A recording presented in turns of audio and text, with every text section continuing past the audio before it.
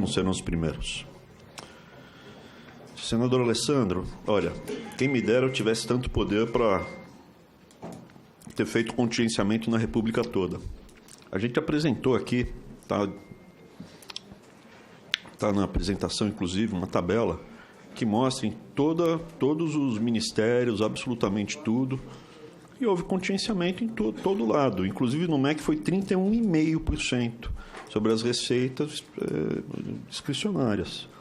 Então, assim, não foi algo que eu tenha dito. Simplesmente a arrecadação está vindo abaixo do projetado e de uma forma responsável, necessária, de acordo com a Lei de Responsabilidade Fiscal, o Ministério da Economia não tem outra alternativa, senão contingenciar os demais ministérios. A gente foi contingenciado. O MEC é principalmente a Universidade Federal. Então teve que repassar. De novo, é só sobre a discricionária. Não, estamos falando de 20 bi. O MEC tem 150 bi. Então o resto foi preservado.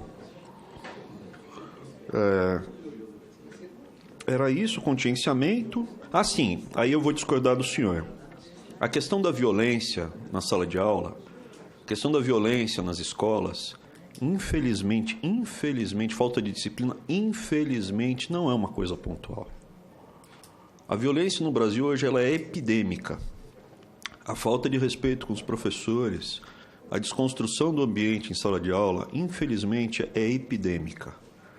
Atribuir a um caso isolado, veja, vou de novo falar mais uma coisa pessoal.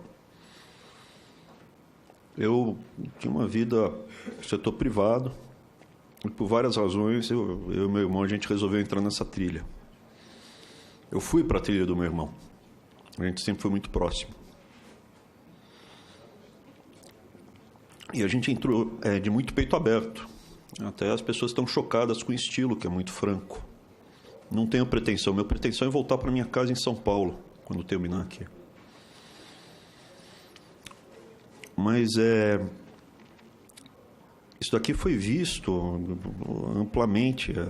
O debate está muito... O ambiente no país, nas escolas... houve uma quebra da cultura brasileira. A cultura brasileira, ela mudou. Hoje não é um caso isolado, um professor que é agredido, a cultura brasileira mudou. E eu acho que a gente negar isso vai contra todas as evidências. Eram 60 mil, está caindo o número de homicídios, eram 60 mil mortes por ano. O ano passado, o Brasil morreu 2 milhões desde 1990, é muita gente que está morrendo no Brasil, é muita violência, está permeado. Então, nesse aspecto, eu não concordo. Eu acho que é importante, inclusive, os professores. O pessoal que está na linha de frente. Daqui a pouco, obrigado. É muito gentil. É o pessoal que está na linha de frente. Eles colocam que é uma prioridade valorizar, trazer de volta o respeito. E também os alunos. Em muitos momentos, vem esse abuso de alguns professores que chegam, em vez de ensinar, ficam doutrinando. Então, nesse aspecto, essa é a minha resposta. Senador Lazier. Pedir redirecionamento, não vai ter redirecionamento, porque simplesmente está tendo contingenciamento. Quando for descontingenciado, vai ser descontingenciado para quem foi contingenciado. Certo? Você tinha lá o orçamento, está sendo seguro por um pouco por algum tempo, e quando volta normal. De novo, no MEC foi 31%.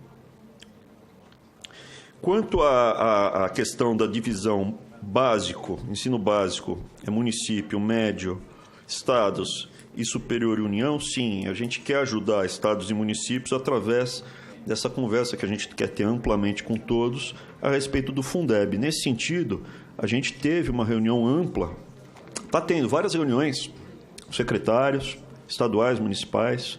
Tivemos ontem, inclusive, com a Economia, Ministério da Economia, com o Banco Mundial, todos pela educação, com o Paz de Barros do INSPER, com deputados como a deputada Dorinha, com o Gastão Vieira. E é uma série, não é que está tendo uma episodicamente, a gente está tendo várias conversas como esse. Opa. deixar ao lado aqui o sanduichinho. Sobre o desempenho, aqui o coronel, o Ângelo Coronel, trazer os reitores aqui para explicar. Se eu não me engano, a gente já conversou com 40 reitores nesse período de um mês. Então, a gente está buscando conversa, tá? Estamos conversando com eles. E o senhor falou da Previdência. O senhor perguntou, se acha que se passar a Previdência o Brasil vai melhorar? Sim, eu acredito nisso e falo porque eu não tenho nenhum... Se o senhor me permitir concluir, eu sim acredito nisso. Não tenho mais nada. Eu entrei nesse caminho sem medo de voltar. Não tem volta para o caminho que eu entrei. Eu provavelmente hoje devo ser odiado por 10%, ou 15% do movimento universitário brasileiro inteiro.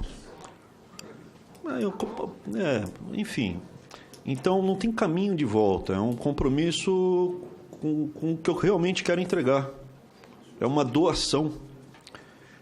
Os brasileiros que estão aqui, a família da minha mãe está aqui no Brasil desde sempre, mas os Weintraub, eles perderam o país deles. Foram embora, foram tocados. Vai perguntar para um venezuelano que quer perder o país, é uma situação muito triste. E isso nos guiou, tanto na luta, quando a gente deu apoio para a Marina Silva lá atrás, como agora, quando a gente está apoiando o Jair Bolsonaro nessa condução toda.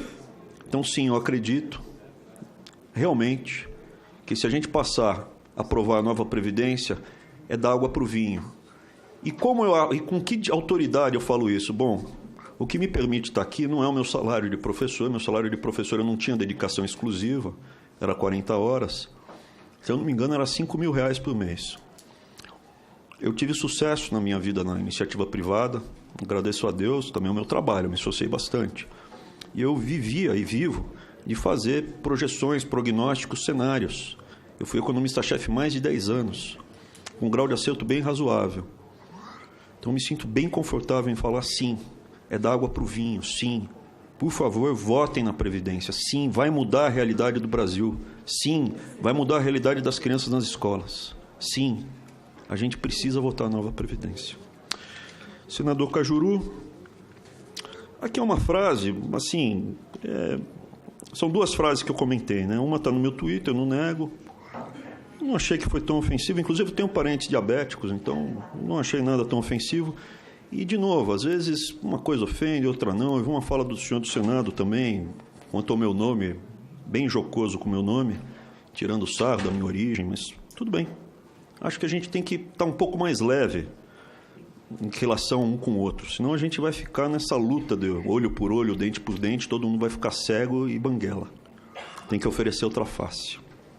E a outra coisa do topo do país, um dos livros mais importantes, assim, teve vários livros, né? Ninguém tem a quantidade de miopia que eu tenho a troco de nada. Eu li bastante coisa, mas um dos livros que me marcou muito, que eu comprei numa quermesse, foi A Revolução dos Bichos, Animal Farm, do George Orwell.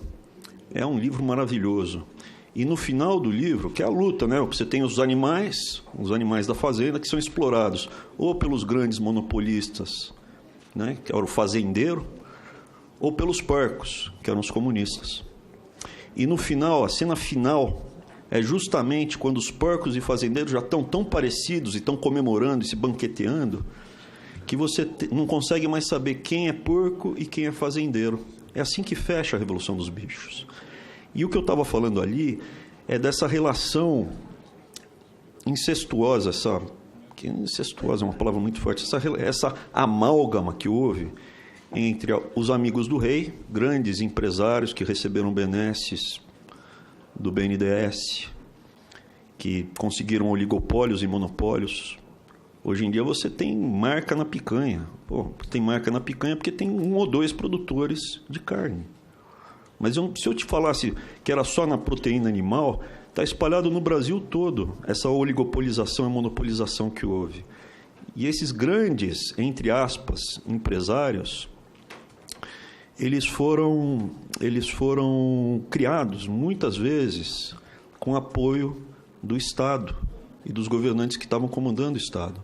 Então, é nesse sentido que eu falei, que você não consegue mais ver a diferença de um com o outro. George Orwell, finalzinho da Revolução dos Bichos.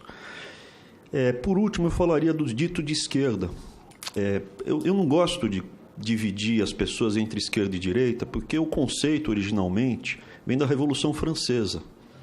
O pessoal que defendia o pequeno, o indivíduo, as liberdades individuais, contra o rei, contra os poderosos, sentava à esquerda e na montanha.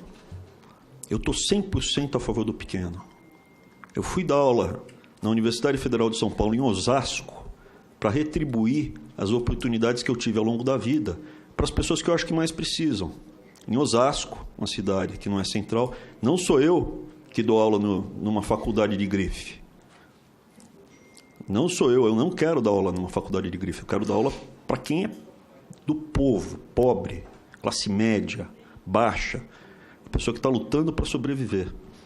É isso que me atrai, poder pegar e levar ideias e conceitos para pessoas que não vão ter isso de outra forma. Se você olhar para outras pessoas ditas de esquerda, dão aulas em faculdade de grife, para rico. Nesse sentido, olhando esse espectro, eu prefiro muito mais olhar a pessoa que é a favor do indivíduo, da família, do pequeno, ou de uma coisa mais coletiva, mais totalitária, maior. Eu estou visivelmente desse lado. Sempre tive. E falar que, se fosse na Revolução Francesa, eu estaria sentado à esquerda na montanha. Mas, com certeza, quem liga para o Butim, dono do Santander, para pedir a cabeça de uma gerente de banco, que ousou falar que se a Dilma fosse eleita, o Brasil ia ter uma crise, e ainda tripudiou depois, falou que ela tinha que pagar. Ele, Butim, você tem que pagar o bônus para mim, Eu entendo muito mais de Brasil. Esse cara é amigo do poderoso. E esse cara não senta à esquerda, ele senta à direita. Muito bem. Obrigado. Ou alguém quer fazer a réplica dos que falaram? Senador Cajuru. 1 minuto só de réplica.